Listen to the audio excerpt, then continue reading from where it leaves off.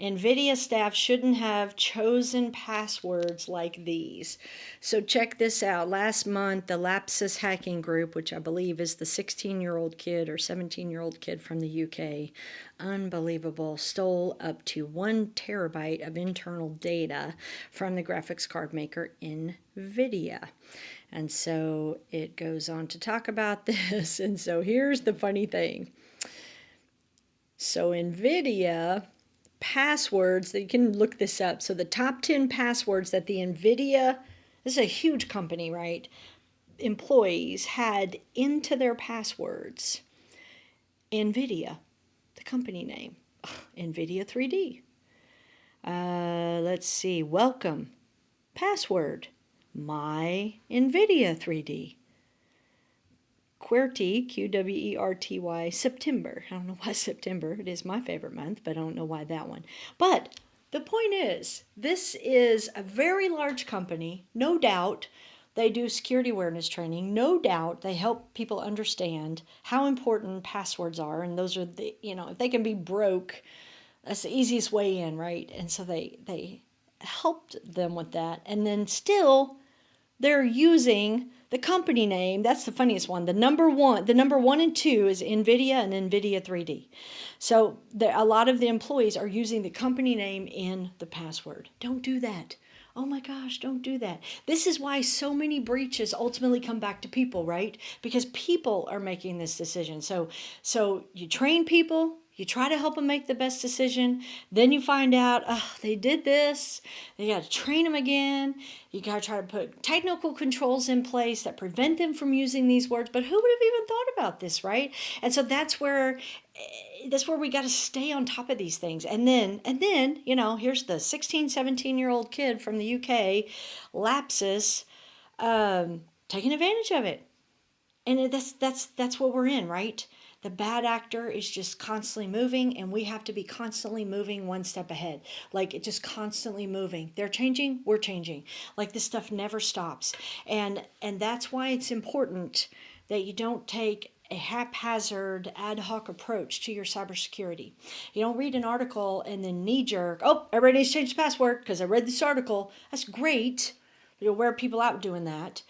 It's more of a comprehensive, cohesive approach overall. Like, what is my password strategy overall? Let's think through this. I read this article and I go, I wonder if this is happening at our company. I want to think about some technical controls to put in place to see if we're having similar type of issues. And then we can work with people on this. So read the news, pay attention to what's going on, because let somebody else be the lesson, and then you can leverage from what they find out here and filter that back into your company and back into your organization. Because who would have ever thought a company of this size that hopefully is very mature in their security and compliance, we're going to assume that this is what people would be doing. But this is what they're doing. So this is people for you. They're going to take the easiest path, and they're going to make it something they can remember. They're putting Nvidia in so they can remember. And, password reuse is very common, where companies or people don't want to have to remember multiple passwords, so they'll use it across. And so you see a lot of that. And then they get breached on some random website that they use personally. And then bam, now the bad actor has their password that, shockingly, they use it at their company as well. And so there's all this stuff going on, and it's just, as much as we train people and as much as we encourage people, you still read this stuff, it's like, oh. And then this is where technical controls come into play. Okay, what tool can you throw at this? What additional can we do at this to try to get people to not do this? I'll tell you the other thing that has created this, which is kind of changing. Less mature companies haven't gotten over it yet. But really, the guidance has changed. It used to be that you had to change your password like every 3 months. Well, guess what? If you make me change my password a lot, I just remembered the old one. And now you're asking me to change it again. Oh my gosh, you're wearing me out. So then what do people do? They start taking the easy path. So then they start putting 01 and 02 and 03, and they start incrementing them. And then now my passwords look very similar. So then now if you turn on the controls as well, you can't make it look like the other one. Oh man, now they start doing something else. They'll always seem to find a way, right? And so and so now the guidance has kind of changed that if you can run scans on your passwords to show that they're not in like the common banks of passwords that are known in the world, then you can let your user sit on that password for a year. So, one person might be like, oh my gosh, you can't not change your password for a year. That's terrible. Well, guess what? If that password's not out there in the world, it's so unique and it's so good that it's not out there. Okay, and if it meets my complexity requirements, leave that person alone. Let them sit with that password for a year because they're much more likely to pick one that meets all the requirements and that doesn't build the company name into the password if you're not making them change it all the time. And so that's just kind of new guidance, and some people subscribe to that and some people don't. It just kind of depends on the risk posture and what your thought process, but there's definitely this balance between technical control, got to lock everything down. You got to sign into VPN and MFA and, three other things and do all this hoops you got to jump through. Great, now we're secure. But you just wore people out. So there's got to be a balance. And the minute you start doing that to people, I promise you they'll find the easier path, right? That's what they do, unfortunately.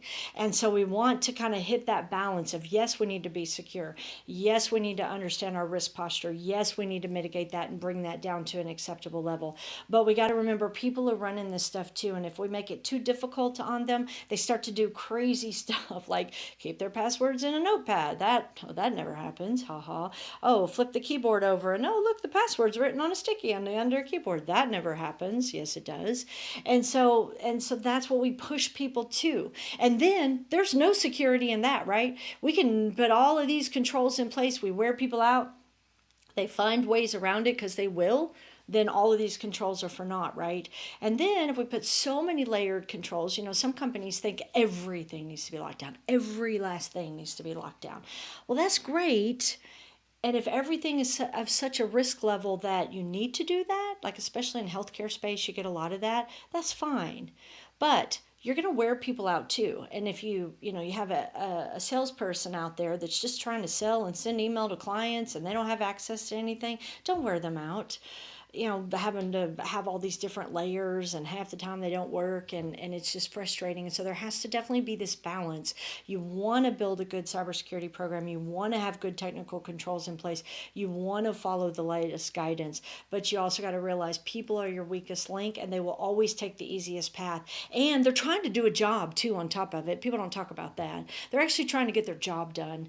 And if they have to fuss with security for half the day and they're half as productive, that will wear them out as well. And in a world where people are leaving companies and going to other companies, that's going to be part of the equation, right? You want to keep your people. You want to keep them happy. You want to help them to be effective at their jobs. You want to help them to be efficient. Yes, you want to build security into your program as well. But to really understand your risk posture, really put those controls that are in place where they need to be in place, and try not to wear people out in the process. And then for controls that need to be in place, like VPN and MFA, which everybody complains about, that's fine. And making sure you reboot your computer on a regular basis so that all this stuff can come down. Like, come on, help them understand, educate them, and explain to them how important this stuff is, and educate them, and don't just make it a check off exercise that frustrates them, because again, you're going to lose the value of that. So the whole point of this Nvidia is not to pick on them,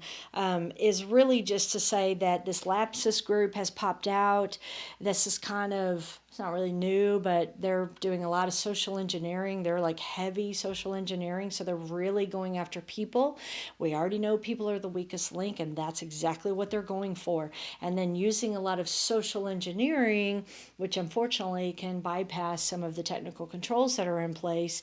And then now you add that with people who are using the company name as part of the password, which makes it easier to break and then to jump in there. All of that is just like, it's a perfect storm, right? And so the goal of cybersecurity is to really understand what are the risks, to understand the world, what is going on, because those are changing all the time, to understand the options and the solutions that are out there that's changing all the time, to stay in step ahead of the bad actors because that's changing all the time, and then to not crater people and hinder them from doing their jobs in the process, but still stay secure. So it's definitely this huge juggling balancing act that we're trying to do as cybersecurity professionals, but it's worth it because we have a responsibility to keep our company safe and our data safe. And then as we see by this stuff in the news, this is no longer about one company. This is